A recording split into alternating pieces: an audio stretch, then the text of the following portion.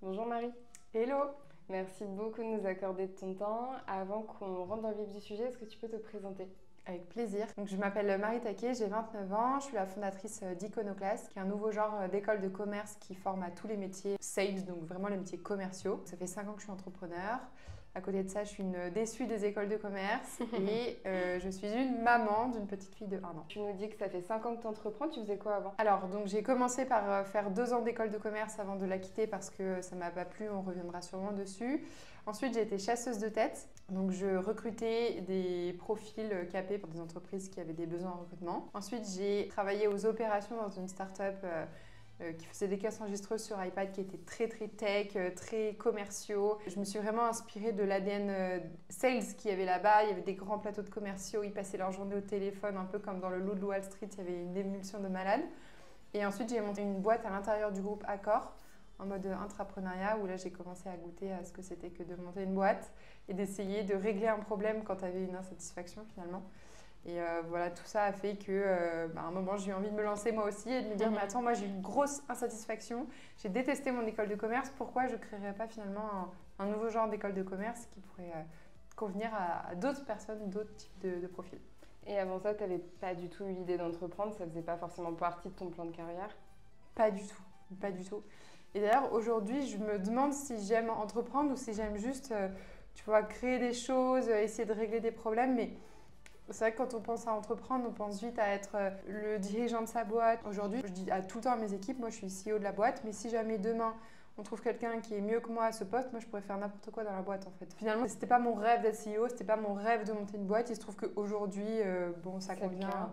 Voilà, c'est le cas, ça me convient bien, mais bon, demain, je pourrais faire totalement autre chose, ça me poserait pas de problème non plus, quoi. Oui, donc en fait, toi, ce que tu aimes, c'est créer. Et finalement, entreprendre veut dire créer quelque chose de nouveau, peu importe la typologie de projet. Totalement. Créer et régler un souci, une insatisfaction.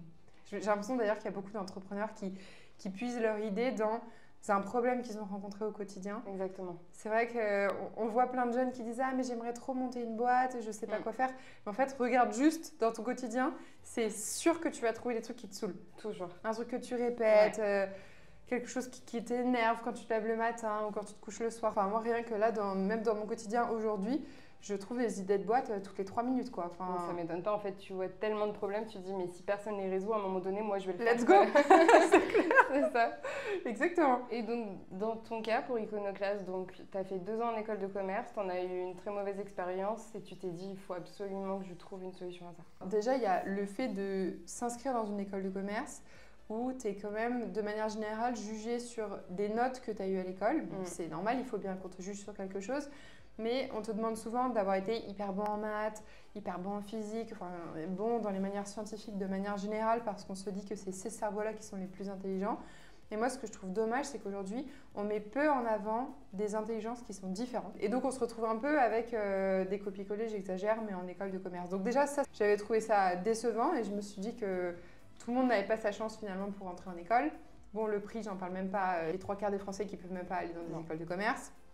Même s'il y a des nouvelles initiatives, etc., qui sont mises en place, comme l'alternance ou les bourses. Mais bon, 50 000 euros, enfin, entre 30 et 50 000 euros pour un master, ça reste quand même très peu accessible. Le côté ultra théorique, enfin moi, je me faisais chier, quoi. Et je me dis, mais c'est pas possible. On est sorti de l'école obligatoire, on paie pour avoir un enseignement et on se fait chier. Je comprends pas ce truc en fait. C'est exactement ce que je retiens aussi de mon école de commerce. C'est dramatique. Tu passes 5 ans dans une école, tu ressors, tu sais pas vendre. Ouais. Alors qu'en fait, ce que tu devrais surtout apprendre en école de commerce, c'est vendre. Mais c'est clair, c'est vendre, c'est te vendre. Et puis c'est juste prendre un job, quoi. Mais moi, je trouve ça dramatique qu'il y ait des jeunes qui sortent à 23 ans et j'en vois plein parce qu'aujourd'hui, je recrute beaucoup dans ma boîte. Ils sont là, je sais pas exactement ce que je veux faire.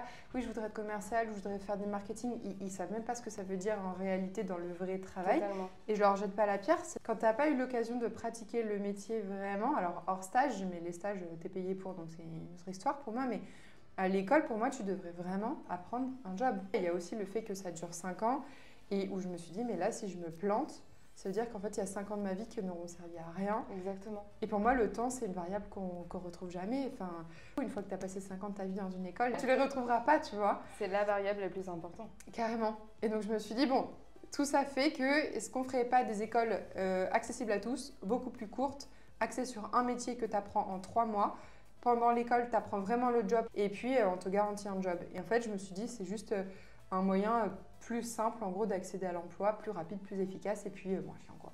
Donc en fait, toi, ta promesse, c'est en 3 mois réussir à condenser tout ce qu'on apprend et qu'on n'apprend pas en école de commerce pour former les meilleurs commerciaux de demain. J'ai pas la prétention de dire qu'en 3 mois, on apprend tout ce qu'on apprend en école de commerce. Justement, je pense qu'on condense en gros ce qui est ultra important pour un métier. Je pense qu'en école de commerce, finalement, on apprend un tout petit peu, je sais pas, une quinzaine de métiers, un petit peu sur le marketing, un petit peu sur le management, un petit peu sur la finance, etc. On touche un peu à tout, mais finalement, quand on sort, on n'est pas expert d'une chose. C'est pour ça qu'on se sent souvent un peu perdu d'ailleurs. Alors que nous, ce qu'on fait, c'est qu'on apprend une chose très très bien et de manière très deep pendant 3 mois, en le pratiquant notamment. Donc là, en l'occurrence, c'est le métier de commercial. Donc on va apprendre ce que le commercial fait avant de trouver un lead, ce qu'il fait comme travail sur le lead, la façon dont il close, enfin il développe l'argumentaire, le closing, etc. Comment il s'occupe ensuite du client. Et puis on va aussi lui apprendre à se vendre lui-même, aller faire des entretiens d'embauche. C'est pas des choses qu'on invente et moi je pense que vraiment il y a des sciences de la vente, des sciences du recrutement. Je suis totalement d'accord et tu touches un point qui est hyper important, c'est qu'en fait on forme des étudiants qui sont des connaisseurs de tout mais des experts de rien et ça c'est un vrai problème. Nous on le voit en entreprise quand on reçoit des nouveaux arrivants, tu te rends compte qu'ils ont une théorie ok mais aucune pratique et surtout j'ai l'impression qu'il y a un biais terrible entre la réalité du marché et ce qu'on apprend à l'école. En fait ça évolue tellement vite que les écoles n'arrivent plus à suivre. Totalement. Mais ce qui peut se comprendre parce que finalement, si on se met vraiment côté école, on est une école, on a un programme en 5 ans qu'on fait valider par l'État, etc., par les diplômes pour ceux qui sont diplômants. C'est quelque chose que, donc si on a 5 ans de contenu, on ne peut pas le changer en 2 semaines. Ouais. Alors que nous, quand on a 3 mois de contenu, moi j'ai des promos en gros tous les 3 mois et demi, je peux vraiment rechanger mon programme en 2 semaines avec tous les nouveaux outils qui sont sortis. En fait, il n'y a pas d'inertie, alors que c'est vrai que les grandes écoles, malheureusement, sur les programmes longs, elles ne peuvent pas décider en un été de refaire tout le programme, quoi. Non, c'est pas possible, en fait. Ouais, mais pourtant, tu vois, ils font quand même appel à des intervenants qui sont généralement des professionnels, qui ont une vue sur la réalité du marché, et même ça crée quand même des distances, quoi. Mon avis, c'est qu'il faut vraiment profondément réformer en fait, ce qu'on fait. Ça, en fait. Je suis pas négative sur la chose parce que je pense que c'est vraiment en train de changer. Nous, on le voit, il y a plein de grandes écoles qui commencent à nous écrire. Est-ce que vous pouvez venir faire des petits bouts de nos programmes ?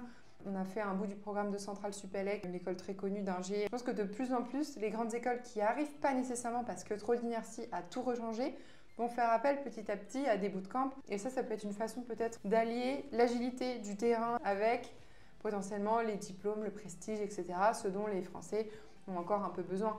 Moi, mon avis là-dessus, c'est qu'aujourd'hui, un diplôme, ça ne suffit plus à trouver un job.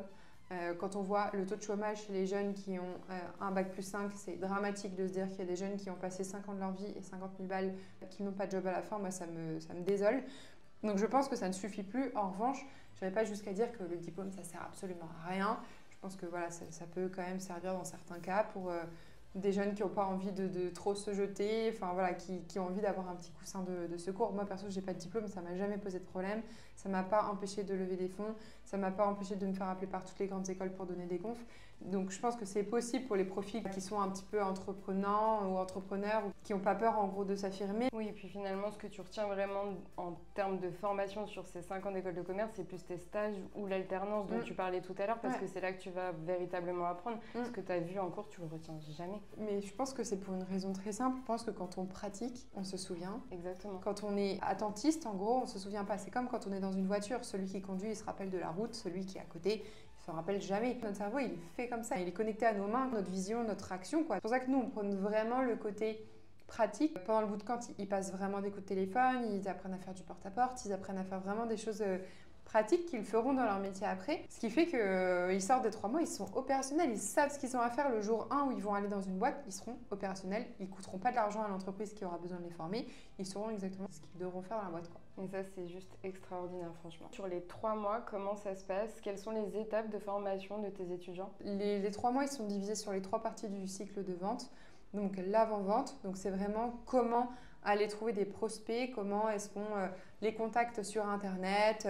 Ensuite, il y a vraiment la partie entretien de vente. Donc là, c'est une fois qu'on a réussi à choper un rendez-vous grâce à la prospection, comment on fait pour mener l'entretien de vente avec une découverte, un argumentaire, le traitement des objections et le closing. Et puis ensuite, une fois que le client est closé, comment on fait pour s'en occuper, comment on fait pour faire de l'upsell, cross-sell, comment on fait pour le fidéliser, le garder le plus longtemps possible, et puis comment on fait pour que ce même contrat fasse d'autres petits contrats, par exemple. Et puis parallèlement à ça, il y a du développement personnel et du coaching RH pour vraiment se sentir bien en entretien. Vous incluez du développement personnel dans vos formations? Ouais. Ok. Et donc ça se déroule comment? Ça peut être de l'improvisation théâtrale, ça peut être apprendre à dire non. Ça dépend des promos, franchement. À chaque promo, on peut changer. Ok. Et vu qu'on part du principe qu'un commercial, c'est beaucoup de technique, mais c'est aussi mettre à l'aise son client. Mais en fait, si soi-même on n'est pas à l'aise, le deal, on ne le signera jamais. Et donc vous promettez un taux d'embauche à 98%, si ouais. je ne dis pas de bêtises. Exactement, dans les 6 mois. Fou. Comment ça se passe? Est-ce que vous accompagnez vos étudiants à trouver du travail ou est-ce qu'ils sont lâchés et puis en fait ils arrivent à se débrouiller tout seuls? Ceux qui ont envie de se débrouiller tout seuls, ils peuvent le faire sans problème. Il y a plusieurs facteurs. Le premier, c'est que les profs qui viennent, j'appelle ça des profs mais c'est plutôt des intervenants, sont que des directeurs commerciaux de boîtes qui recrutent. Ok. Donc je ne sais pas, s'il y a le directeur commercial de Doctolib, il sait qu'il doit embaucher 10 personnes, 15 personnes, 20 personnes dans l'année. Bon, bah, chez nous, il va venir déjà en prendre quelques-uns. Donc, dès la sortie d'Iconoclass, en fait, on leur propose déjà des jobs. Et là, moi, je te prends l'exemple de Doctolib, mais on a bossé avec toutes les grosses startups. Deuxième chose, ils ont appris à vraiment chasser leur CDI. C'est un des cours qu'ils ont, où tous les mercredis, ils ont un cours sur comment on va sur les job boards, comment on postule, avec quel genre de message de personnalisation, comment on se défend en entretien, comment on fait pour être atypique. Donc, déjà, pendant tout le cursus, on les accompagne vraiment sur comment être la pépite parmi toutes les candidatures que les recruteurs vont recevoir. À la fin, la dernière semaine, c'est un job dating. Donc là, on fait venir plein de boîtes qui ont des besoins en recrutement. Et enfin, tous les mardis, ensuite, ils ont un suivi RH où ils se réunissent tous ceux qui n'ont pas encore trouvé de job, avec notre responsable RH et ils racontent leur process.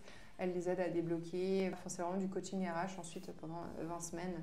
Après la formation. Et dans vos étudiants, c'est quelle typologie de personnes? Est-ce que c'est des personnes qui sont en sortie d'études et en fait elles ne sont pas satisfaites de leurs études donc elles viennent vers toi? Est-ce que c'est des reconversions? C'est qui? Franchement, on a de tout. Nous, il n'y a pas de segmentation par âge. Donc dans la même classe, on peut avoir des gens de 18 à 56 ans.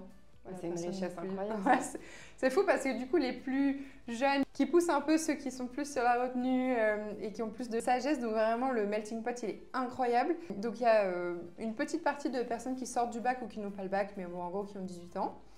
On a aussi pas mal de réorientation scolaire et puis on a les reconversions professionnelles. Et d'ailleurs, moi, je crois vraiment ça. Je pense vraiment que les jeunes générations, et je parle, enfin même pour moi, je pense que dans nos vies, on va pouvoir faire 4-5 jobs différents, qu'on ne sera plus des générations qui resteront 20 ans dans la même boîte ou qui resteront 20 ans dans le même métier, qui seront dégoûtées de faire ce métier, qui ne viendront pas heureux au travail. J'ai l'impression qu'on se questionne beaucoup maintenant sur le bonheur au travail, sur est-ce qu'on est heureux finalement de se lever le matin et tout. Et donc je pense que les modèles des bootcamps, aujourd'hui, moi je le fais sur les commerciaux, mais on pourrait le faire sur tous les métiers et business, ça c'est sûr, et je pense artisanaux aussi. Pour rechanger de vie quand on n'est pas satisfait. Moi, je prône les 10 métiers dans une vie. Déjà, ça donne des humains avec une richesse incroyable. Et en plus, ça éviterait les burn-out, ça éviterait les gens qui ne sont pas heureux. Et est-ce que finalement, toi, tu n'aurais pas un petit peu envie de diversifier tes bootcamps dans l'avenir et en créer plusieurs sur des thématiques différentes? Parce que tu as l'air d'être vraiment portée par cette mission de je vais aider les gens à s'orienter vers là où ils sont destinés à aller. Ouais, carrément. Là, les 2 réflexions qu'on a en cours pour encore améliorer Iconoclass et pour grandir, c'est des nouveaux métiers et des nouvelles villes. Aujourd'hui, on n'est qu'à Paris et c'est les 2 choses sur lesquelles on bûche. Mais c'est vrai qu'avec le commercial, on a l'impression d'avoir trouvé tellement un truc cool parce que les boîtes en recrutent plusieurs. C'est un métier qui est en pénurie, c'est un métier où tu gagnes hyper bien ta vie. Et du coup, c'est vrai qu'une fois qu'on a ce petit bébé, il faut un peu de courage pour passer à un autre bébé, à un autre métier. C'est clairement un sujet sur lequel on réfléchit. Il y a plein de métiers en tension, il y a plein de nouveaux métiers. Je lisais une stat qui disait qu'il y avait plus de 50% des métiers de 2030 qui n'existent pas encore. C'est France Travail qui a sorti cette stat. Et donc, je pense vraiment qu'il va y avoir des opportunités de malades dans les années à venir d'ici 2030. Et je pense que le bootcamp sera une solution pour répondre à ces pénuries finalement de travailleurs, quoi. Et pour revenir un peu sur l'aspect commercial, pour toi, un bon commercial aujourd'hui, c'est quoi? C'est quelqu'un qui est à l'écoute. Une chose est sûre, c'est qu'on a un peu l'image du commercial parfois négative, du mec ou de la nana qui va essayer de te vendre un truc à tout prix. Ouais. Nous, on ne pense pas du tout ça. On pense que le commercial, c'est quelqu'un qui doit répondre à un besoin et t'amener une solution. Je dirais à l'écoute, qui personnalise ses approches. Parce qu'aujourd'hui, appeler comme ça, recevoir un appel qui sort de nulle part alors que tu n'es même pas la cible, ça ne marche plus. Pareil pour les mails. La personnalisation ou l'hyper-personnalisation, c'est vraiment une des grosses tendances maintenant avec tous les outils qu'on a, où on peut trouver exactement les coordonnées, ce que la personne elle a fait. On a même accès aux trucs perso en général des gens, donc on peut toujours avoir des petites approches un peu sympas pour créer du lien entre humains. Parce qu'il y a deux trucs à retenir, c'est personnalisation, écoute, et puis démarche réseau. Moi, je crois beaucoup aux recommandations pour faire de la vente. Et c'est quoi ton approche justement pour faire de l'hyper-personnalisation? Les recherches. Mais manuel ou vous utilisez des outils spécifiques? Nous, en interne, on le fait de manière très manuelle, mais parce qu'on fait, on fait vraiment de l'hyper-personnalisation sur ce qu'on fait sur le B2B, parce que le B2C, c'est donc vraiment le bootcamp dont on parle depuis tout à l'heure. On ne fait pas de l'outbound, quoi. Sur le bootcamp, c'est vraiment de la pub Instagram, du contenu, des newsletters, du livre blanc. On essaie de donner du contenu pour que les gens viennent à nous sur le B2C. Et sur le B2B, on cible en gros des entreprises avec des fichiers Excel, etc. qu'on a créés, où on demande en gros, je veux des boîtes dans tel secteur et avec je sais pas, soit un directeur commercial, enfin le poste qu'on désire. Et ensuite, notre Excel, il nous sort toutes les personnes qu'on a besoin de trouver.